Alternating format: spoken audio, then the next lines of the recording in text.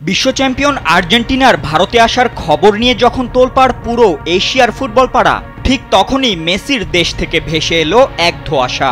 বদলে যেতে পারে প্রতিপক্ষ, শঙ্কার মুখে ভারত সফর। আগামী নভেম্বরে দুই প্রীতি ম্যাচ খেলার কথা আলবি সেলেস্তেদের, যার মধ্যে প্রথমটি আফ্রিকা মহাদেশের দেশ অ্যাঙ্গোলার বিপক্ষে, আর অন্যটি ভারতের কেরালায় খেলার কথা জানিয়েছিল আর্জেন্টিনা ফুটবল অ্যাসোসিয়েশন।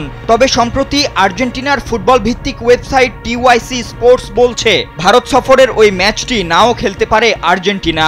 এর বদলে আফ্রিকার আরেক দেশ 2022 কাতার বিশ্বকাপে সেমিফাইনাল খেলা মরক্কোর বিপক্ষে খেলতে পারে তিনবারের বিশ্ব চ্যাম্পিয়নরা। ওয়ালটন এখন দেশের সীমানা পেরিয়ে পৌঁছে গিয়েছে 50টিরও বেশি দেশে। ওয়ালটন, ঘরে ঘরে বিশ্বজুড়ে। মূলত 26 বিশ্বকাপের আগে তুলনামূলক শক্তিশালী দলের বিপক্ষে খেলতেই এমন সিদ্ধান্ত নিতে পারে আলবি সেলেস্তেরা।